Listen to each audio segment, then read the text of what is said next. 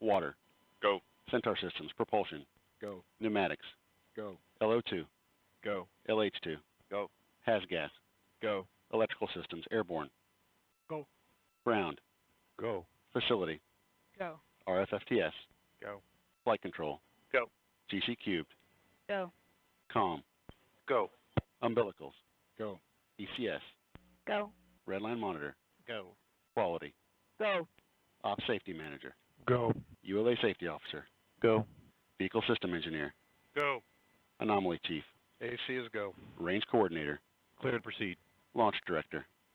LC, you have permission to launch. Proceeding with the count. ALC, verify T0 is set for 1105 Zulu. Verified. OS, start list data capture. And as you've heard, that poll is now complete. We are still within the hold, the T-4 mark. But with the L clock, we're about 5 minutes, 40 seconds away from launch. And Alyssa, one last question for you. You have teams working at this launch site, and then you have teams in your company headquarters in Colorado. Can you tell me about how they're working together? Yeah, definitely. So in Denver, like I said, those are our certified responsible engineers. So these are the experts in the system. They know everything down to the minute detail. So they're looking at the data as an overall system, but also digging into the details. At the launch site, we're in the countdown. So we're running the tests, we're sending commands, we're pressing buttons and doing those kinds of things, and working together with them as a full team, ULA team, to get it ready. Sounds great, and thank you very much for being with us today for the launch, and we'll continue the countdown. Thank you very. Thanks so much. And with that, we'll continue keeping track of all the things that are happening as we lead toward liftoff. So let's get you up to speed. And first, welcome to those who are just joining us on social media. As you can see, we have a little bit of fog in the area today. You can see the Atlas V and its 401 configuration, and it's stacked on the launch site at Space Launch Complex 30, the West Coast launch site for the Atlas V. The Atlas V has many different configurations, but this 401 configuration means that we have a 4-meter payload fairing at the top. The 0 indicates there are no solid rocket motors for this mission, and the 1 indicates we have a single-engine Centaur upper stage. We are about 10 seconds away from coming out of the hold in our count. 4, 3, 2, 1. And we are at T-4 minutes and counting. The United States Air Force has been monitoring weather for us, and as you can see, some fog on your screen, some visibility issues, but that's not a constraint for launch today, so we are green on the range in terms of weather. The Air Force range is also responsible for public safety during launches from here on the West Coast and has been coordinating with United Launch Alliance and the NASA teams, ensuring that launch area and the flight path are clear for the launch of the Atlas V rocket. And we have no collision avoidance cutouts or COLAs during the window today, but right now we're tracking to a 4:05 Pacific time launch. We're at T-3 minutes, 20 seconds and counting. The Atlas boosters and Centaur liquid oxygen tanks are at flight levels. The NASA launch manager, Tim Dunn, has polled his launch team. The United Launch Alliance launch conductor, Lou Mangieri, briefed launch teams ahead of the terminal count. -3 minutes. The launch conductor has also verified with the range controller that solar radiation is acceptable for launch. Securing LO2 topping. 2 minutes, 50 seconds. Atlas tanks to flight pressure. FDS internal. We're at 2 minutes, 45 seconds to launch. The flight termination system on the Atlas V has just gone to internal.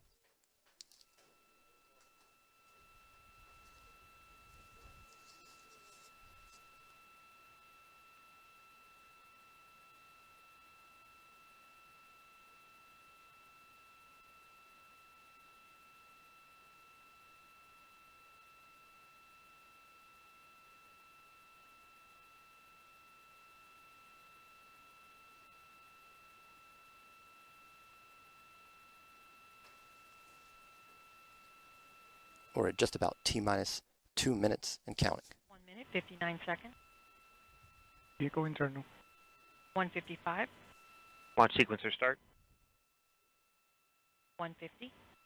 Securing Centaur LH2. Securing Centaur LO2. 140, Launch enabled. 137, FTS armed.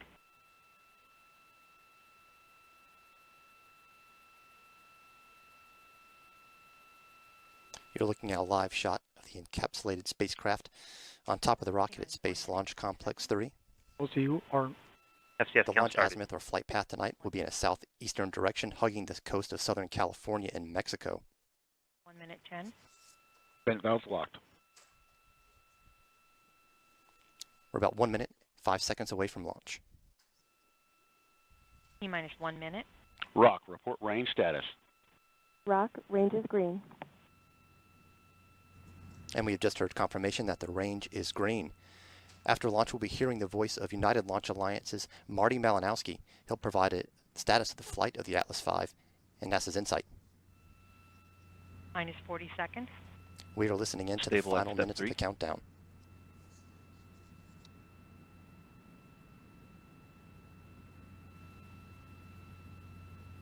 minus 28 seconds,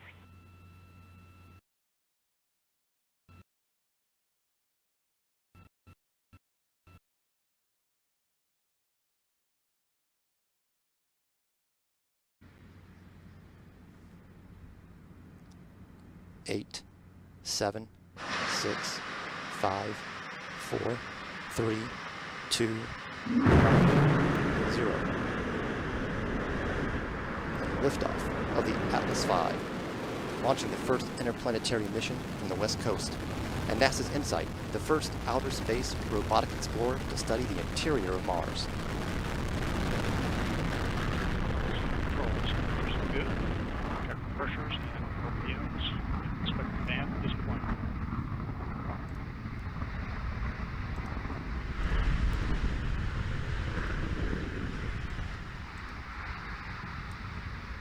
RD-180 continues to look good at this point in the mission. Injector pressures, pump speeds, expected regions, extra ratio, controlling within expected parameters.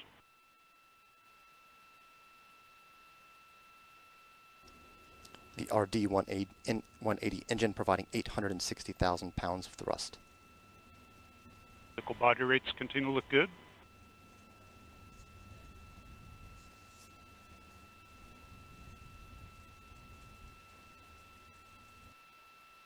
All booster systems look nominal at this point.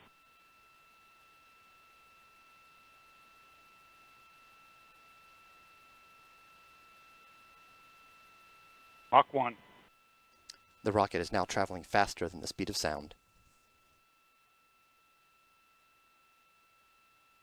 Coming up, the rocket will enter max Q. This is the point where mechanical stress on the rocket reaches its peak because of the rocket's velocity and resistance created by Earth's atmosphere. Coming up on the throttle down. Booster has throttled back, right on schedule. Signatures look good. Pump speeds, injector pressures continue to look right within band. Body rates controlling down the middle. Current altitude is 13 miles, downrange distance 7 miles, current velocity 1,965 miles per hour.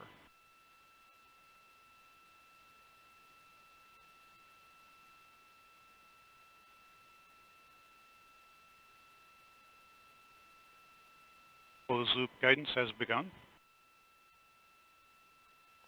The first part of the flight was pre-programmed trajectory. Now the rocket is giving itself feedback on its flight path.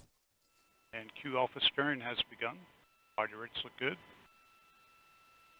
Pump speeds, injector pressures, all within band.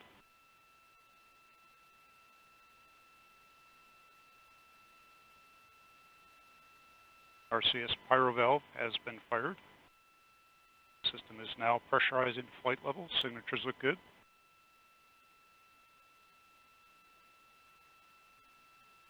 Current altitude is 30 miles, downrange distance 43 miles, current velocity 4,542 miles per hour. You are looking at a live view from the Atlas V rocket. The RD-180 engine continues to burn. Body rates continue to look good. RD-180 still performing well. Q alpha steering has been completed.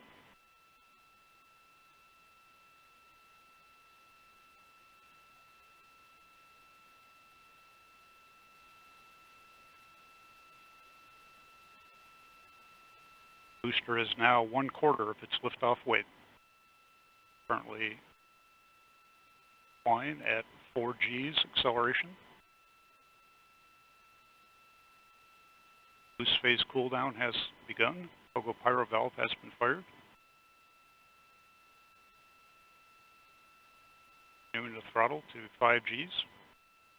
We're at 3 minutes 50 seconds into flight, and we're nearing booster engine cutoff, or BECO. Back to 4.6 G's in preparation for BECO. Boost phase cooldown has completed. And we have BECO. Shutdown looks good. And the RD-180 engine on the first stage of the Atlas V has shut down. Stage separation. We have box and fuel pre-start. The GN2 purge firing of the RCS is underway. We have ignition and full thrust on the RL-10. And the second stage engine, the RL-10, has ignited. And we have indication of payload fairing jettison. Looks like a good step. And the payload fairing that was encapsulating the InSight spacecraft has been jettisoned. The RL-10C engine, the second stage of the Centaur, continues to burn. And You're looking at live animation telemetry body rates look very good. of the Centaur second stage on its flight path. Our GN2 purge firings underway for thermal conditioning. Pump As you can speed see to the bottom right of your screen, the flight path of the rocket. discharge all been banned for the SET-MR.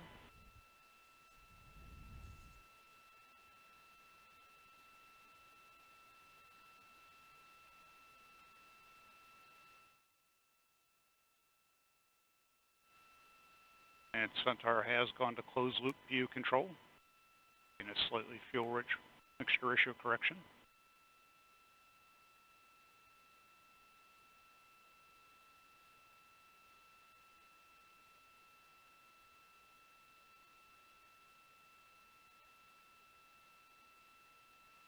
And a quick look at the booster stage performance shows a very nominal booster.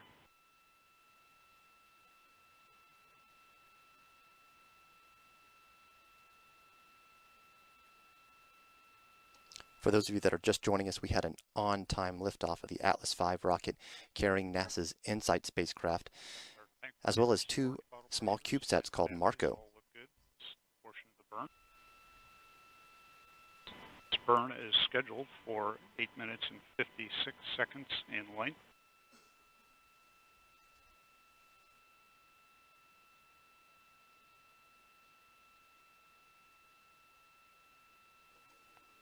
You are looking at a live shot of the Centaur second stage, the RL-10C engine providing thrust. And the RCS line temperatures are warming to throttle temperatures as expected.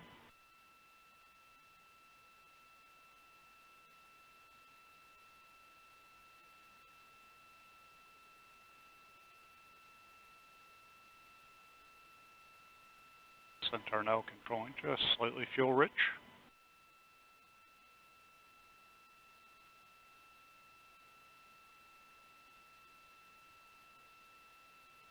Chamber pressures, LOX pump discharge, and fuel venturi all within band.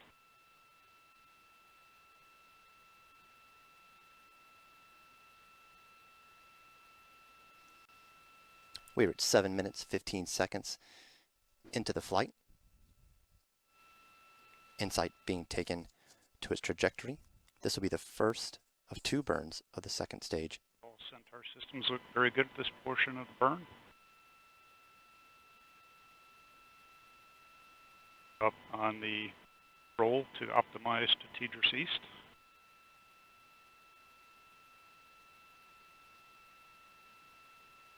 And Tidris East is a tracking data relay satellite east.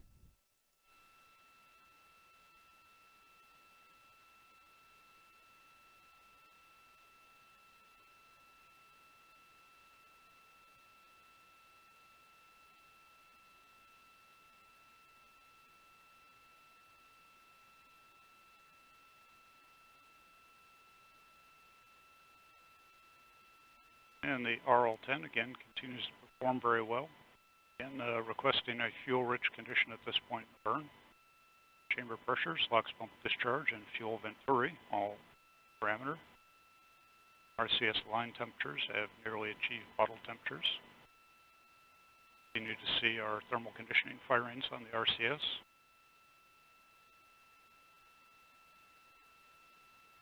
Tank pressures are stable.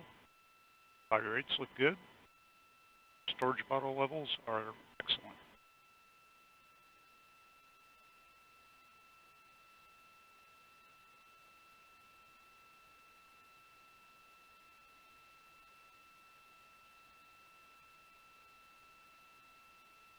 We are just over 9 minutes into the flight of InSight.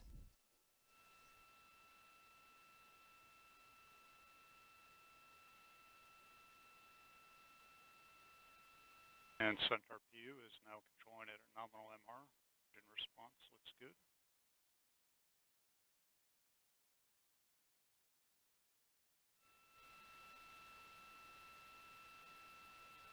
You continue to see the flight path on the bottom right of your screen. Centaur is currently flying at an altitude of 136 miles. Downrange distance is 1,261 miles. Current velocity 14,066 miles per hour. This trajectory of the flight path will put the spacecraft and the Centaur in a park orbit before crossing the equator. It will go around the southern tip of South America. It will cross the southern edge of the Atlantic Ocean, come up over the Indian Ocean to the east of Africa, and cross over India. Continues to control near nominal. RL-10 performance is as expected for the SET-MR.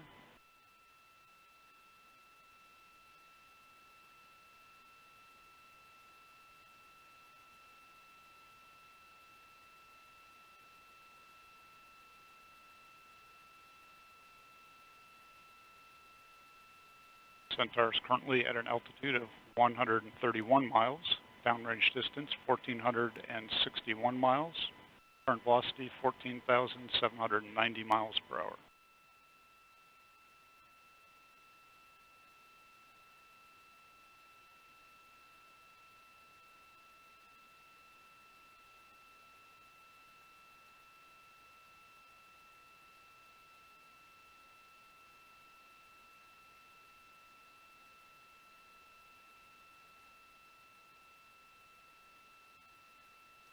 We are 11 minutes into the flight of InSight.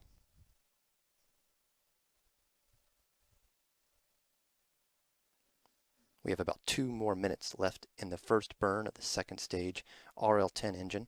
2 minutes to MECO.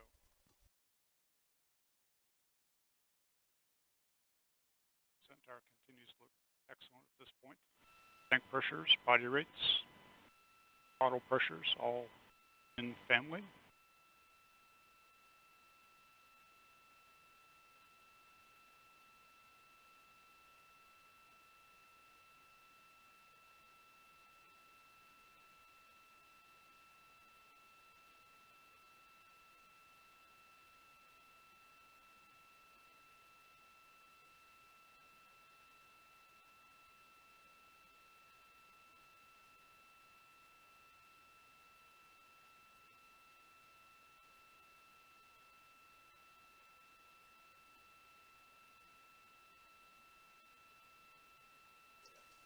We're coming up on about 1 minute left in the burn of the RL-10 of the second stage. 1 minute remains in this first burn. Centaur PU controlling near nominal. RL-10 chamber pressure, LOX pump discharge, and fuel venturi, all appropriate for the SET-MR. RCS line temperatures look good. Still seeing thermal conditioning firings.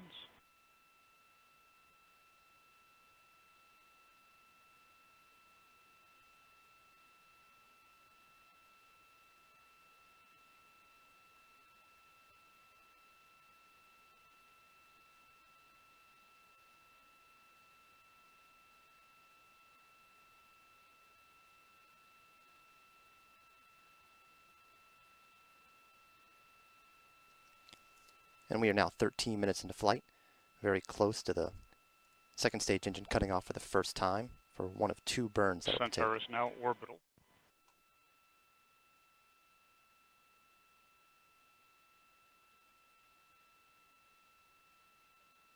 And we have MECO. Engine shutdown looks good. We have 4S settling motors on.